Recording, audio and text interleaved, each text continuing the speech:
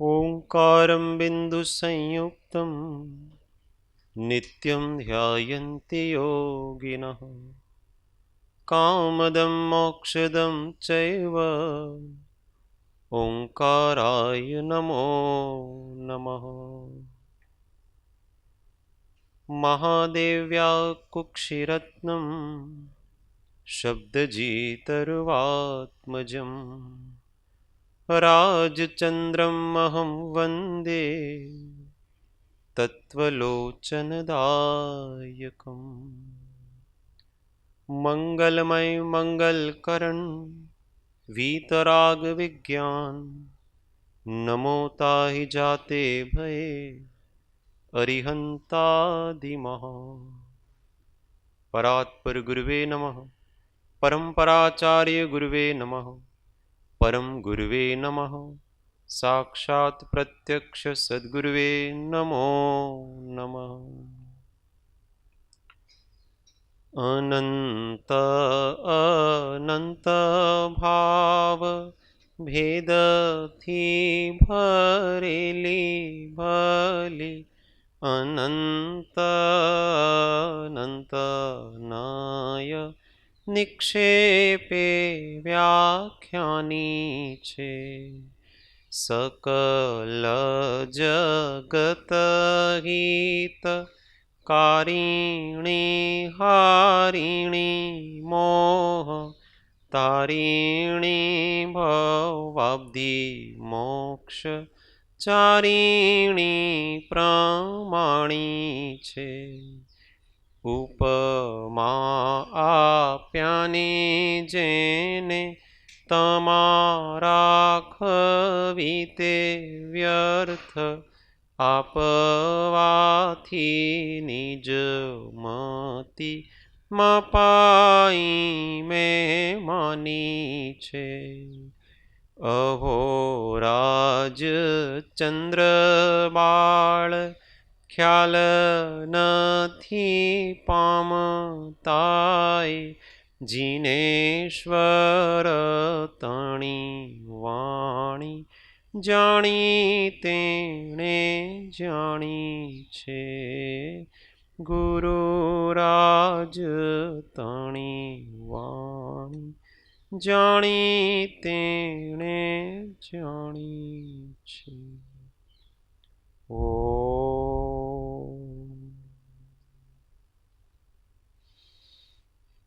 जय सद्गुरु जय जिनेन्द्र जय तत्व चर्चा में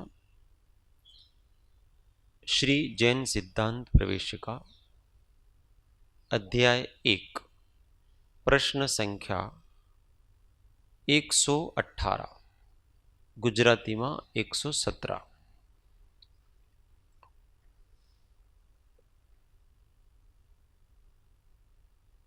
प्रश्न संख्या पृष्ठ संख्या नहीं प्रश्न संख्या 118 वीर्य किसको कहते हैं? उत्तर आत्मा की शक्ति को वीर्य कहते हैं। बल ये वीर्य गुण बहुत समझने जैसा है।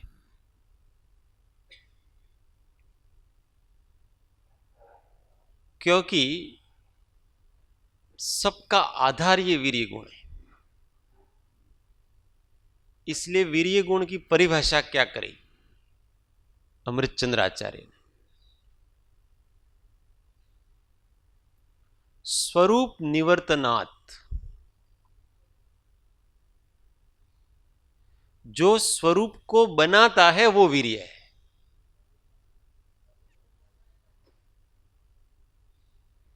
बनाता है का मतलब यहां ऐसा है कि जो उसकी रचना करता है, जो उस द्रव्य की पर्याय में रचना करता है, उस रचना का नाम वीर्य है। अगर वीर्य नहीं हो तो वो द्रव्य पर्याय में अभिव्यक्त नहीं हो सकता, आधार है उसका। इसको कहते हैं शक्ति। शक्ति मतलब सामर्थ्य, पर्याय बनाने की शक्ति, अवस्था बनने की शक्ति, उस अवस्था में टिके रहने की शक्ति, ये जो इसका आधार है, टिका रहने का आधार है, वो इसका वीर्य है। इसलिए शक्ति सबके पीछे आता है। आत्मा के जितने गुण हैं उन सब गुणों के पीछे शक्ति लगेगी। ज्ञान शक्ति, वीर्य सुख शक्ति, दर्शन शक्ति, चारित्र शक्ति, सब शक्तियां हैं। शक्ति का मतलब सामर्थ्य। तो प्रत्येक पदार्थ स्वभाव से सामर्थ्यवान है और हमेशा वो अपनी सामर्थ्य से कुछ न कुछ होता है, बनता है, मतलब पर्याय रूप परिणत होता है। वो जो पर्याय रूप परिणत हुआ और उस पर्याय में टिका रहा, वो उसका सामर्थ्य, वो इसकी शक्ति। इसको कहते हैं आधार। अब उस पर्याय में टिके रहने का जो सामर्थ्य है, शक्ति है, उसी का नाम वीर्य है।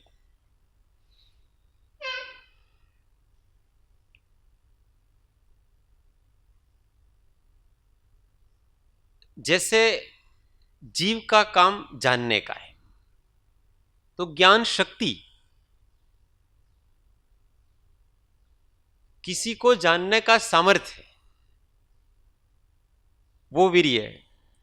अब हम कितनी देर तक जान सकते हैं,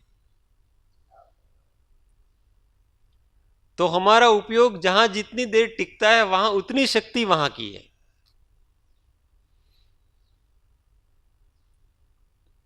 किसी वस्तु को एक साथ कितनी देर तक जान सकता है व्यक्ति, तो उसका जितना वीर्यांतराय का क्षयोपशम होगा उतनी देर तक जान सकता है।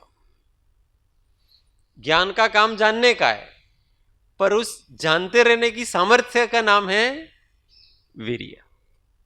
तो वहां जहां पर ज्ञानावरण का क्षयोपशम है, उसके साथ नियम से वीर्यांतराय का क्षयोपशम।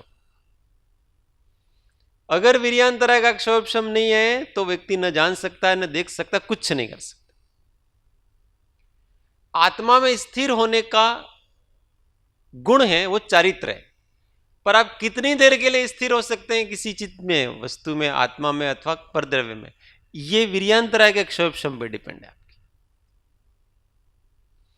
कितनी शक्ति है भाई, આપણે कहते हैं આત્મામાં અટકવાની મારા અંદર વધારે શક્તિ નથી, तो वो क्या नहीं है पता है, ये वीर्य नहीं है। श्रद्धा तो है, श्रद्धा शक्ति तो मेरी बराबर है कि मैं चैतन्य स्वभावी आत्मा हूं, श्रद्धा शक्ति पूरी है, चारित्र शक्ति कम पड़ रही है। और जब केवली भगवान के समस्त वीर्यांतराय का क्षय हो जाता है तो वो परिपूर्ण रूप से हमेशा स्वभाव में स्थित हो जाते हैं। उनका ज्ञान कभी थकता नहीं, उनका दर्शन कभी थकता नहीं, उनका चारित्र कभी थकता नहीं, उसका सुख कभी थकता नहीं। जैसे हैं वैसे हमेशा अनंत काल के लिए रहते हैं। ये किसका प्रताप है? वीर्य का प्रताप है। अनंत वीर्य प्रकट हुआ है उनके, इसलिए सब गुण उनकी अनंत शक्ति सहित परिणत होते हैं। खुली छूट है। अब आप कितना भी ज्ञान करो, कितने भी ज्ञेय आ जाएं उस ज्ञान के सामने, उसको कभी थकावट नहीं लगे, यार जानता जानता थकी गयो छो, ऐसा नहीं हो। ध्यान करता करता है ने 10-15 मिनट था પછી થાક લાગે, लगता है ना, क्यों पता है? वीर्यांतराय का उदय है। शक्ति नहीं है एक धारा से किसी चीज में एकाग्र होने की, भावना तो है, श्रद्धा भी है कि मेरे को एक वस्तु में, एक विचार में स्थिर रहना है, परंतु रह नहीं पाते हैं। किस कारण से? वीर्यांतराय का उदय चल रहा है। इसलिए कहते हैं कि फिर शक्ति बढ़ाओ। आज 10 मिनट, कल 12 मिनट, फिर 15 मिनट, फिर 20 मिनट, फिर 30 मिनट, ऐसे करते क्या क्या बढ़ा रहे हैं? ये शक्ति बढ़ा रहे हैं। और शक्ति बढ़ाएगा कहां से व्यक्ति? जहां शक्ति खर्च हो रही है दूसरी जगह, उससे बचाओ, क्योंकि क्षयोपशमिक शक्ति की अपनी एक मर्यादा है। तो अगर हमको आत्मा में स्थिर होने के लिए ध्यान में एकाग्र होना है, तो अन्य जगह जो हमारी ध्यान करने से जो बट रही है शक्ति, आर्त ध्यान में बट रही है, रौद्र ध्यान में बट रही है, वस्तुओं में देखने में बट रही है, अन्य विकल्पों में शक्ति बट रही है हमारी, वहां से उसको बचाओ, स्टोर करो और किस में लगाओ? आत्मा का संवेदन करने में लगाओ, क्योंकि शक्ति तो उतनी ही है हमारी। अब उसको हम कहां कहां खर्च करते हैं वो बात अलग। उत्पादन तो जो हो रहा है बिजली का, वहां वो सीमित है। उतने उत्पादन में आप कितने घरों में वो इलेक्ट्रिक दे सकते हो? तो अब जब आपने ज्यादा घरों में देना है तो सबको थोड़ी थोड़ी मिलेगी, और नहीं एक ही घर में तो उसको बहुत सारी बिजली मिलेगी, उसको कभी कमी नहीं आएगी। तो ऐसे ही हमारी शक्ति तो सीमित है, तो हम उसको अन्य अन्य कार्यों में व्यर्थ नहीं करें, अंतर्मुख होने में लगाएं। ज्ञान, ध्यान और तप, बस बहुत हो गया।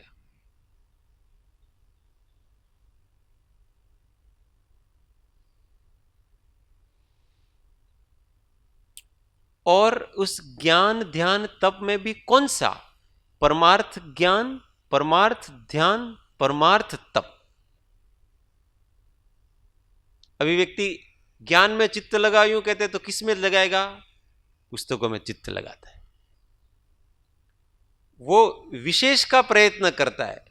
यहां तो अपनी शक्ति को सामान्य होने में लगानी है, विशेष होने में नहीं लगानी, कि वो बहुत जानने का प्रयत्न करेगा। ये शास्त्र पढ़ लो, अभी तो वो शास्त्र पढ़ना बाकी है, अभी समय सार बाकी है, प्रवचन सार बाकी है, पंचाशती तो पढ़ा ही नहीं है, कार्तिकेय अनुप्रेक्षा, बहुत से शास्त्र, कृपालदेव ने तो 15 तो कहे, और बहुत से गोमट सार ने वो तो पढ़े ही नहीं अभी तक। तो उसकी पूरी शक्ति कहां जा रही है? वहां। तो वहां कितनी शक्ति लगाना? जितना अपना उपयोग निराकुल रहे। वो सब उपयोग को निराकुल करने के लिए है सब चीजें। अन्य पदार्थों में चित्त लगता है जब, तो फिर क्या करना? श्रुत में चित्त लगाओ। और श्रुत में चित्त इसलिए लगाना है कि हमको भाव श्रुत मतलब शांत निराकुल होना है। तो वहां सहजता की प्राप्ति करनी है, वो श्रुत ज्ञान को प्राप्त करके, न कि जानते रहना है। वो ज्ञान का काम जानते रहना नहीं है, बहुत सा जानेंगे हम, शांत होने का, समाने का। इसलिए साधक स्वाध्याय आत्म समाधान के लिए करता है, स्वरूप में समाने के लिए करता है। क्यों? क्योंकि जब वो स्वरूप की ओर दृष्टि करता है, स्वरूप में समाने का लक्ष्य रखता है, उस समय उसके सामने विविध विविध प्रकार के प्रश्न आते हैं, वो अटकता है। अटकता है तो फिर उसका समाधान कहां मिलेगा? आगम में मिलेगा। उसका समाधान वहां खोजता है, अथवा ज्ञानी के पास मिलेगा। तो वहां केवल वो अटकाव को रोकने के लिए आगम था, परंतु उस आगम में ही जब भटकाव आ जाता है, क्योंकि सारी शक्ति तो आपने वहीं लगा दी,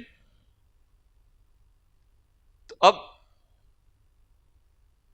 एकाग्र चित्त होकर के सहज शांत होने में आपका सामर्थ्य नहीं लगेगा। इसलिए सारी शक्ति को बचा करके सहज शांत होने में लगाना उसको।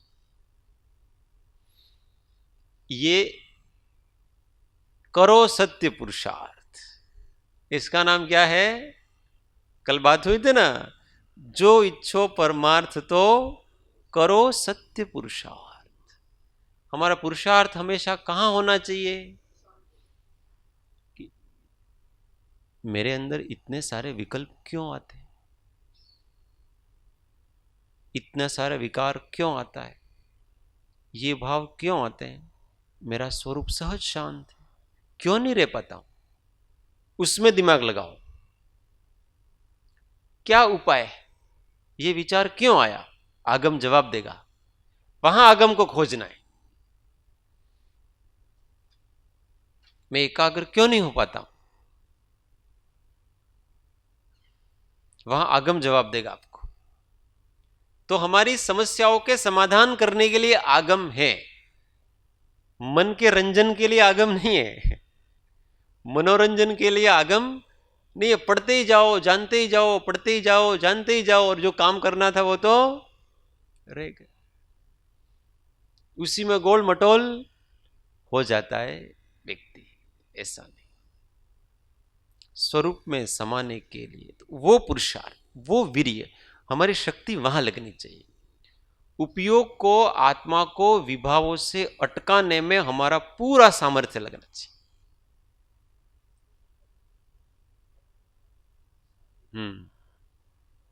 5 बल बताएं 856 में। जिज्ञासा बल, विचार बल, वैराग्य बल, ध्यान बल, ज्ञान बल। वो सबके ज्ञान के लिए करना था। वो बाकी के चारों हैं, वो पहले के चारों है वो साधन है, और ज्ञान बल है वो साध्य है। उस ज्ञान बल का मतलब अपने सहज ज्ञान स्वभाव में स्थिर रहने का बल, शक्ति, इसका नाम ज्ञान बल है, पढ़ने लिखने का नहीं। तो उसके लिए सबसे पहले जिज्ञासा कि मैं कौन हूं, फिर अपने स्वरूप के विचार, तो फिर आगम का अवलंबन लेना पड़ेगा, ज्ञानियों का अवलंबन लेना पड़ेगा, फिर वैराग्य बढ़ाना, और फिर उस जो स्वरूप निश्चित किया है आगम से, ज्ञानियों के उपदेश से और अपनी बुद्धि से, उस स्वरूप में स्थिर होने का प्रयत्न, वो ध्यान बल। और जब ध्यान परिपक्व होता है तो सहज ज्ञान में स्थिरता बनती। शक्ति, हमारे पास लिमिटेड शक्ति है, उस शक्ति को हम वहां लगाए। इसलिए कहते हैं सर्व आरंभ परिग्रह को त्यागो। बहुत प्रचुर स्वसंवेदन करना है तो क्या करना है, आरंभ परिग्रह का त्याग करो, क्योंकि वो शक्ति जा रही है, टाइम ही नहीं मिलता है। दिन भर थका हारा व्यक्ति आता है, शाम को फिर थोड़ा आंख बंद करके बैठता है तो उसके ऊपर तंद्रा हावी हो जाती है, कि निद्रा हावी होती है, फिर दिन भर के विकल्प हावी हो जाते, फिर वो मंत्र जाप करने बैठता है तो मंत्र कहीं रह जाता है, जाप कहीं रह जाता है। शक्ति इतनी थी, उसमें लगा दी। तो लौकिक कामों में तो शक्ति व्यर्थ करना ही नहीं, पहली बात। अब साधना में भी, साधन में भी जो विकल्प बढ़ाते हैं वो साधन भी कम करो अब। और मुख्य साधन सहज होना, शांत होना, तत्व का अभ्यास, ध्यान का प्रयोग, तत्व का अभ्यास, ध्यान का प्रयोग, तत्व का अभ्यास, ध्यान का प्रयोग। फिर कभी मन नहीं लगे तो भक्ति करने का, कोई दिक्कत, पर मुख्य यही है, तत्व का अभ्यास, ध्यान का प्रयोग, तत्व का अभ्यास, ध्यान का प्रयोग। फिर उपयोग थोड़ा बोझिल हो जाता है, भजन गा लो, नो प्रॉब्लम, कोई दिक्कत नहीं। मुख्य में शक्ति वहां होनी चाहिए। आपने जोर जोर से गाने में इतनी शक्ति व्यक्त आपने वेस्ट कर दी है, और फिर वो ध्यान में जाता है ना व्यक्ति, लटकता है, ऐसे खत्म होगी शक्ति आपकी। किसमें क्या शक्ति लगाना, पहले सबसे पहली शक्ति अपने एकाग्र चित्त होकर के तत्व चिंतन में लगाओ।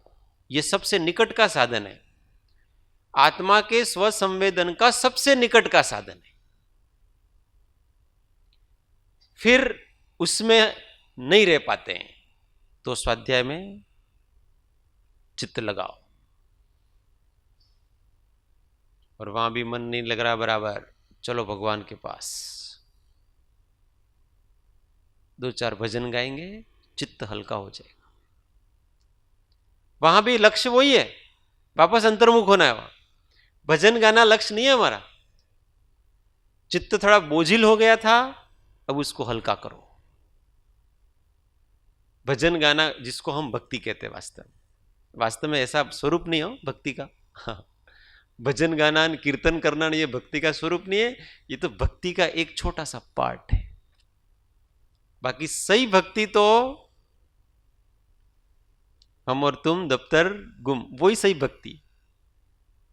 एकाग्र ध्यान, भक्ति करते करते ध्यान लगना चाहिए, तो ही भक्ति का फल है, ये तो नहीं। पर जोर जोर से भक्ति तो करी और तुरंत इतने बहिर्मुख हो गए, अभी तो भजन गा रहा था, अभी क्या करने लगा क्या पता। तो उस भजन का कुछ असर भी पड़ रहा है कि नहीं पड़ रहा है इसके। मारे तो भाव सारा करवा छे, तो अनादिकाल से वो भाव ठीक ही करने में लगाइए। कभी सच्चा होने में इस जीव ने पुरुषार्थ किया ही नहीं। वो क्या होता है कि अशुभ भाव आते हैं तो संक्लेश होता है जीव को, संक्लेश कोई चाहता नहीं, इसलिए अपने भावों को थोड़ा अच्छा करना चाहता है और उस अच्छे करने में संतुष्ट हो जाता है। आज तुम्हारा घना भाव 2 कलाक लगातार भक्ति चाली, 3 कलाक आखो दिवस की भक्ति चालती थी, अच्छा भाव, मन प्रसन्न हो गया। पर ठीक बात है, वो न मामा थी काणा मामा सारो, अच्छा ही होता, परंतु लक्ष्य वो नहीं था भाव अच्छे करना हमारा, उस अच्छे से सच्चे में जाने का हमारा भाव था। स्वरूप सन्मुख प्रवृत्ति। भक्ति करने के बाद सहज शांत प्रवृत्ति, ध्यान की गंभीरता, गांभीर्य आना चाहिए। तो यहां बात ऐसे चल रही थी कि अपनी शक्ति को बचाना हर जगह, और निकटतम साधन की साधना में उस शक्ति को ज्यादा लगाना। निकटतम साधन क्या है? तो सबसे निकटतम साधन तत्व विचार, जिसको ध्यान वगैरह जो भी कहते हैं, उसमें हमेशा चित्त को लगा के रखना। फिर उस तत्व विचार के लिए फिर आगम का अभ्यास, ज्ञानियों के वचन का अभ्यास, सत्संग वगैरह वो करना। फिर भक्ति आदि जितने साधन हैं सारे सारे उसको करना, पर क्रम उसका निश्चित करना कि ज्यादा समय किसको देना, ज्यादा शक्ति किसमें लगाना। तो ज्यादा शक्ति उसमें लगा जिसको आत्मा ज्ञान और आत्म समाधि का लक्ष्य है, उसकी बात यहां पर चल रही है। जिनको दुनिया को सुधारना है वगैरह, इनकी बात यहां पर नहीं चल रही है। उनको तो अच्छा है तुम दुर्गति से बचो, इसलिए सबकी सेवा करो, नहीं तो पाप पाप कमाओगे और दुर्गति में जाओगे। चित्त पाप में जाता है तो सबकी सेवा करो, वो अच्छा है। पर यहां तो वितराग भगवान का शासन में ऊपर उठना है, आत्मज्ञान और आत्म समाधि की साधना करनी है। तो डीपली ध्यान में चित्त लगाओ, सतत चलते फिरते उठते बैठते गंभीर तत्व विचार। एक क्षण के लिए भी अपनी चित्त वृत्ति को कषाय के अधीन मत होने दो, देह के अधीन मत होने दो, इंद्रियों के अधीन मत होने दो, मन के अधीन मत होने दो, काशायिक मत होने दो। ये पुरुषार्थ है। वीर्य पुरुषार्थ से ही निकला हुआ शब्द है, ये वीर्य कहते हैं। ऐसा वीर्य नाम का अपना एक गुण है, शक्ति है। इसलिए बोलना पड़े वहीं बोलना, ज्यादा बोलना नहीं। हाँ, यस, सुख भी शक्ति है, वीर्य स्वभाव। हाँ,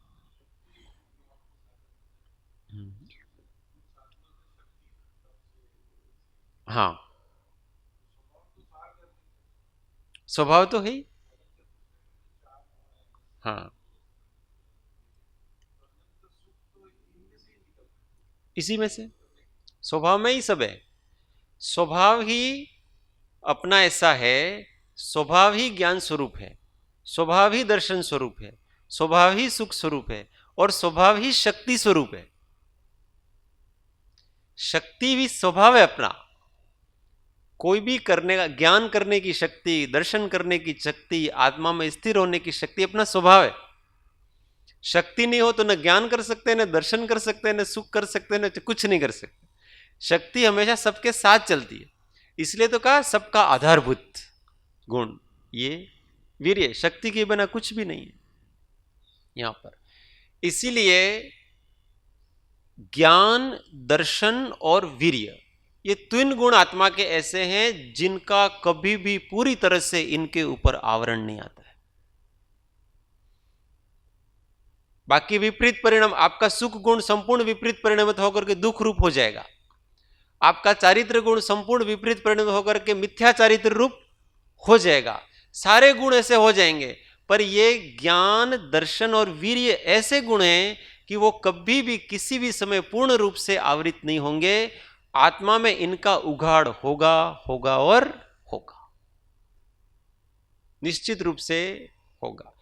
निगोद किया जीव में भी वीर्य शक्ति है, इसलिए वो ज्ञान और दर्शन रूप हमेशा रहता है। कुछ न कुछ जानता है और कुछ न कुछ वो देखता है। ये तीन गुण इस प्रकार के, वीर्य हमेशा सबके साथ में रहता है।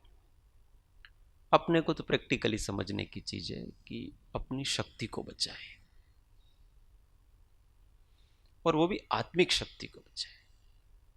ये शरीर की शक्ति, मन की शक्ति, काया की शक्ति, इसका हमारे साथ संबंध है।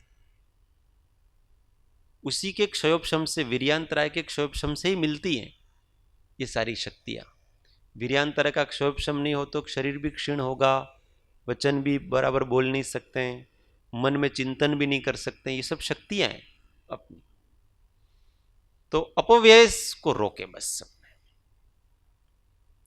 ज्यादा से ज्यादा मौन, गंभीर होकर के साधनों में लगे रहें। इसमें मुख्यता और गौणता फिर अपनी योग्यता से।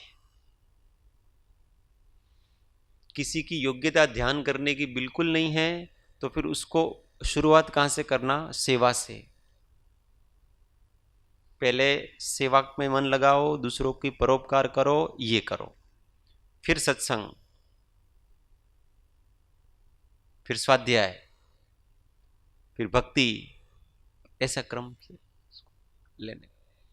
सेवा, सत्संग, भक्ति, स्वाध्याय, और फिर वो करते करते आपके ध्यान में चित्त ऑटोमेटिक लगेगा। वस्तु का जैसे जैसे निर्णय होने लगेगा ना, वैसे वैसे एकाग्र चित्त होगा। अपनी भूमिका के अनुसार अपनी शक्ति को उन साधनों में लगाना, पर सबसे बेस्ट आत्म ध्यान में चित्त लगाओ, जितना हो सके उतना। समझ में आ गया? कोई प्रश्न किसी को? आगे बढ़ते। 119 गुजराती में 118। भव्यत्व गुण किसको कहते हैं? उत्तर, जिस शक्ति के निमित्त से आत्मा के सम्यक दर्शन, ज्ञान, चारित्र प्रकट होने की योग्यता हो उसको भव्यत्व गुण कहते हैं।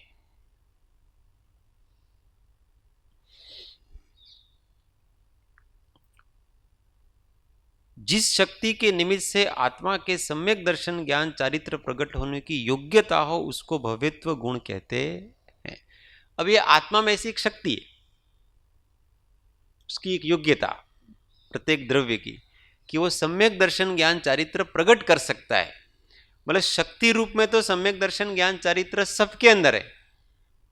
कोई जीव ऐसा नहीं है कि जो ज्ञान से रहित है, दर्शन से रहित है, परंतु उसका सम्यक रूप से परिणमन करना, उसको अभिव्यक्त करना, उसकी शक्ति ये जो भव्य जीव होता है उसी में होती है। क्यों होती है? तो जितने भी गुण होते हैं ना, वो गुण सारे के सारे निष्कारण होते हैं, उसमें कोई कारण नहीं, अकारण है। अच्छा, जीव जानता क्यों है, ज्ञान शक्ति क्यों है? उसका कोई कारण नहीं है, उसका वो स्वभाव है। ऐसे ही भव्यत्व भी उसका स्वाभाविक उसका है कि वो उसमें इसी प्रकार की योग्यता है, इसलिए वो भव्य है। और जो अभव्य है, 120 प्रश्न, अभव्यत्व गुण किसको कहते हैं? तो जिस शक्ति के निमित्त से आत्मा के सम्यक दर्शन ज्ञान चारित्र प्रकट होने की योग्यता न हो, उसको अभव्यत्व गुण कहते हैं। यह भी निष्कारण है।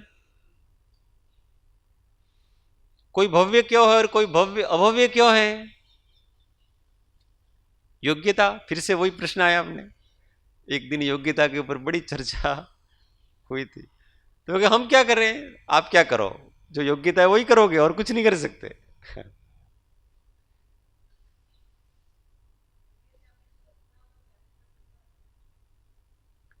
योग्यता अपने आप में एक अलग वस्तु है। ये पूरे एक आत्मा की ग्रांड टोटल एबिलिटी, आत्मा की ग्रांड टोटल एबिलिटी, द्रव्य की ग्रांड टोटल एबिलिटी, इसका नाम योग्यता है। तो कोई जीव ऐसे हैं कि जो अनंत ज्ञान अनंत दर्शन रूप प्रकट करने की उनका सामर्थ्य है, इसका नाम भव्यत्व है। और ये इस जगत में बहुत से जीव ऐसे हैं जिनका सम्यक दर्शन ज्ञान रूप परिणत नहीं होते, मतलब अनंत ज्ञान रूप वो नहीं हो सकेंगे, केवल ज्ञान रूप परिणत नहीं हो सकेंगे। ये उनका अपना सामर्थ्य है, ये उसकी योग्यता है, इसमें कोई कारण नहीं। जिसकी योग्यता होगी उसके प्रकट होंगे, और जिसकी योग्यता नहीं होगी उसके प्रकट नहीं होंगे। अब जिसकी योग्यता है उसका उस रूप पुरुषार्थ होगा, और जिसकी योग्यता नहीं है उसका उस रूप पुरुषार्थ होगा नहीं। सीधी बात।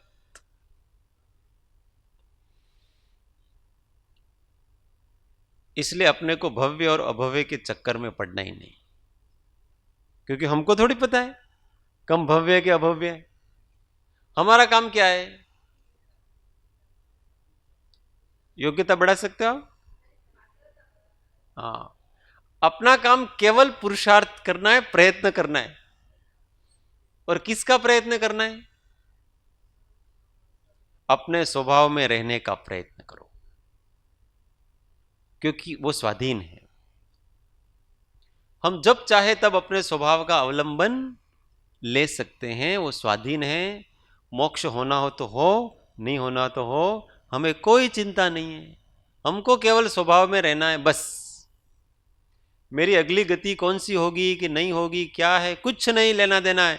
हमको तो वर्तमान में सुख चाहिए, और सुख केवल स्वभाव में रहने से मिलता है। इसलिए हमको केवल स्वभाव में रहना है, उसी का प्रयत्न करना है, और कुछ हमको करना नहीं है। और बाकी सब प्रयत्न उसी के लिए। ये सत्संग भी उसी के लिए है, न स्वाध्याय भी उसी के लिए है, भक्ति भी उसी के लिए है, न अभिषेक भी उसी के लिए, सब उसी के लिए है। उसी में अपनी शक्ति लगा। वही पहले बात करी, शक्ति का अपव्यय बहुत कर लेते हैं।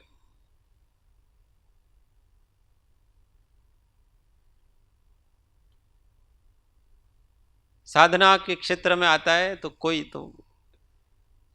तो अपनी शक्ति को क्रिया में उलझा के रखता है, और कोई क्षयोपशम में उलझा के रखता है। सहज होने, शांत होने में, अपने आप को विकारों से मुक्त होने में अपनी शक्ति लगाओ। मत्सर भाव आ गया, कैसे आ गया? डीप जाओ उसके, और उसको खोजो। खोजेंगे तो आत्मा मिलेगा, और वो चला जाएगा। एक एक दोष को इतनी सूक्ष्मता से खोजो, ये सच्चा पुरुषार्थ। हो कैसे गया हो, कारण ढूंढो। ध्यान में बैठा था, मेरे को झोंका कैसे आ गया, कारण ढूंढो। क्या झोंका आया उस समय में आत्मा था कि नहीं था? कि नहीं? हम झोंके को जानने वाला कोई है कि नहीं? तो मेरा चिंतन उस तरफ क्यों नहीं जाता है, झोंके में क्यों चला गया? रुचि है, सोने की, प्रमाद की रुचि पड़ी। और रात को 10 बजते हैं ना, खाट पे पड़ता है ढाल, इतना मजा आता है, बस अब तो सीधा जाकर के मैं पड़ जाएगा। रुचि है किसमें? प्रमाद में। काहे को? इस समय मैं क्या आत्मा नहीं हूं? मैं जब थक जाता हूं उस समय मैं आत्मा नहीं रहता हूं? रहता हूं नहीं रहता हूं? विचार वहां चलाओ, थकान कहीं चली जाएगी। जहां भी दोष दिखे वहां विचार चलाओ, क्यों आया? क्या इस समय मैं आत्मा नहीं हूं क्या? इस समय भी मैं ज्ञान स्वभावी हूं, क्यों नहीं रहता हूं उसमें? और मुझे सहज जानने में क्या प्रॉब्लम है? क्रोध करने में प्रॉब्लम हो सकती है, मान करने में प्रॉब्लम हो सकती है, क्योंकि उसके लिए निमित्त आदि की आवश्यकता है, परंतु मुझे सहज रहने में क्या प्रॉब्लम? कुछ नहीं। प्रयोग क्या करना पड़ता है? प्रयोग, अभ्यास।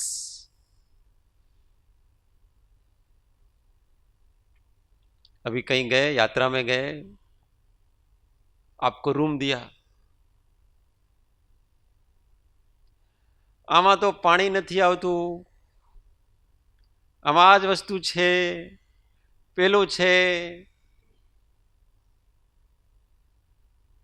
थकान उतारनी, आपको एक छोटा सा बेड चाहिए, उतार लो ना थकान। अच्छान बुरान येन बोन, वहां शक्ति लगाना।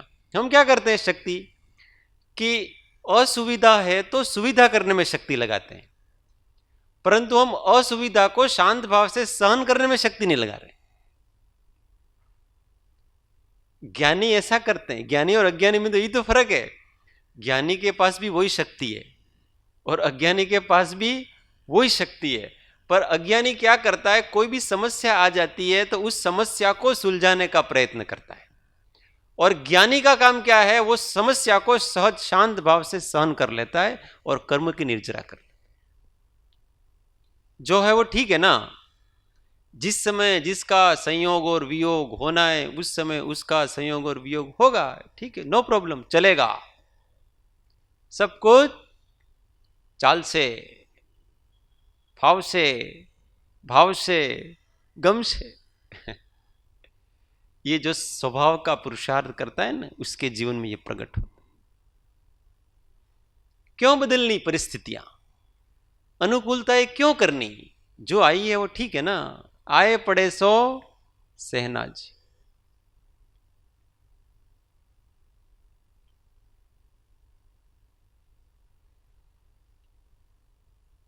સગવડિયા ધર્મ થઈ ગયું છે। गायक कहीं चला जाता है, अपनी सगवड़ में थोड़ी सी भी कमी आ गई तो गायक कहीं छू हो जाता है। उस समय आप गायक नहीं हो क्या? ना, हम तो गायक बहुत सुविधा मिलेगी ना और एसी चलाएंगे तभी गायक होंगे। कभी भी उस जीव का कोई संसार का आर पार नहीं, उस जीव, वो केवल उसका मनोरंजन है। बस आत्मा का ध्यान, आत्मा का चिंतन भी केवल मात्र उसका मनोरंजन है और कुछ नहीं है। वास्तव में तो वो साता का ही वेदन कर रहा है, वहां पर मजा आ रहा है मस्ती से, और करना कुछ पड़ नहीं रहा है ना, कष्ट तो कुछ है ही नहीं मन को, बैठे बैठे ऐसे कुछ नहीं करना, बस प्रमाद में जा रहे हो भाई, आत्मा में नहीं जा रहे हो। कहां जा रहे हो? प्रमाद में जा रहे हो। अदुख भावित ज्ञान तो दुख आवे क्षय थाय, दुख सहित भावे स्वने, यथाशक्ति मुनि राय। तो मैं भव्य हूं, अभव्य हूं, इस प्रकार के सर्व प्रकार के विकल्पों का त्याग करके हमेशा मुझे समत्व भाव में रहना है, शांत रहना है, ज्ञाता मात्र रहना है। वो ही दृष्टि, जितना रह सकेंगे, पर दृष्टि तो वो अपने को बना करके हमेशा, और हमारा पुरुषार्थ उसमें चलाने का।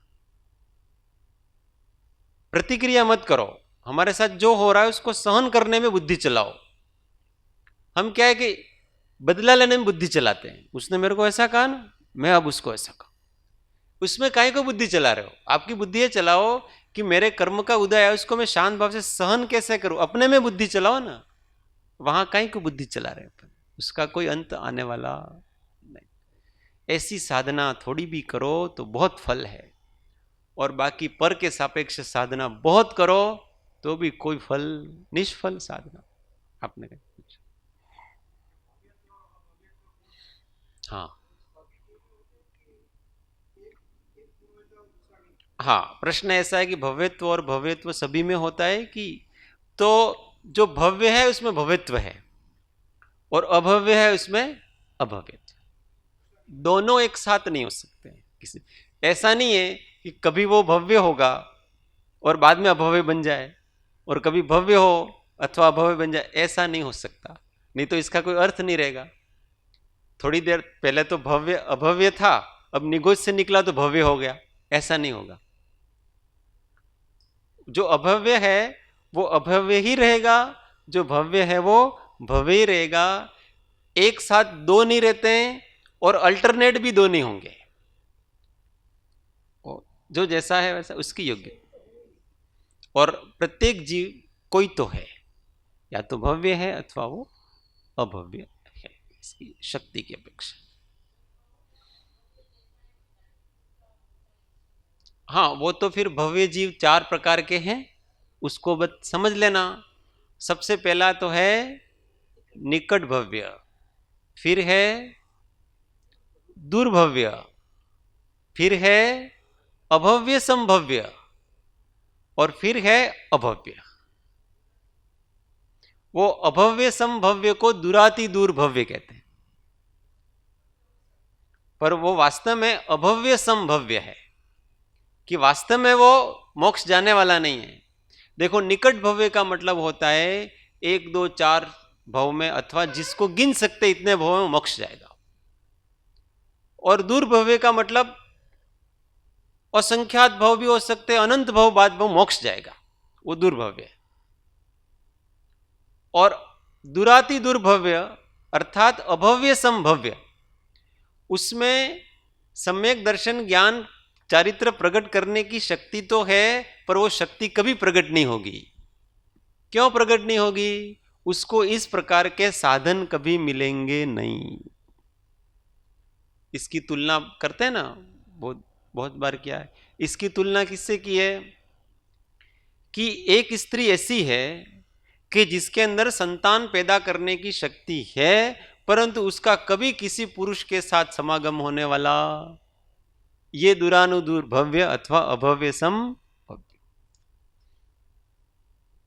और फिर अभव्य, जिसका कभी कोई मोक्ष होगा ही नहीं।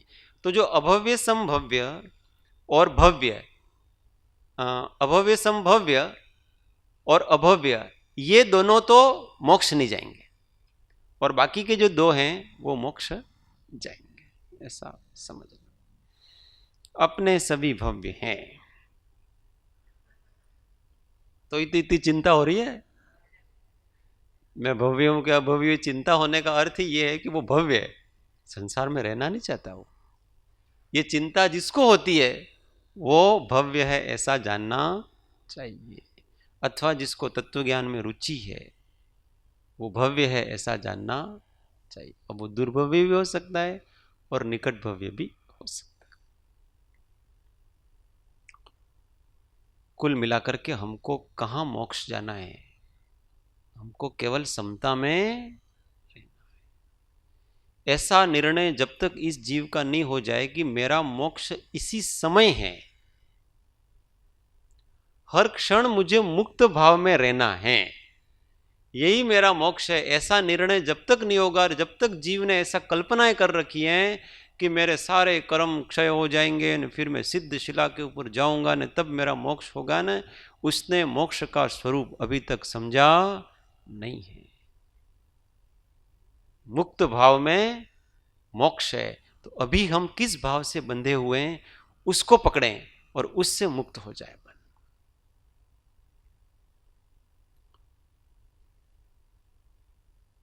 मैं दर्शन ज्ञान स्वरूपी हूँ, मैं सहजानंद स्वरूपी हूँ। मैं दर्शन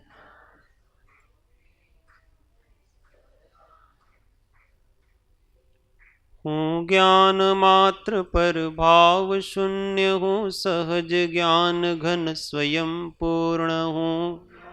मात्र पर भाव शून्य हूँ, सहज ज्ञान घन हूँ। सत्य सहज आनंद धाम में सहजानंद स्वरूपी हूँ। सत्य सहज नंद धाम में आऊं उतरूं रम लूं निज में, निज की निज में दुविधा ही क्या। आऊं उतरूं रम निज की निज में, निज अनुभव रस से सहज तृप्त में सहजानंद स्वरूपी हूँ। निज अनु सहज तृप्त में सहजा मैं दर्शन ज्ञान स्वरूपी हूँ। मैं सहजानंद स्वरूपी हूँ। मैं सहजानंद स्वरूपी। ओ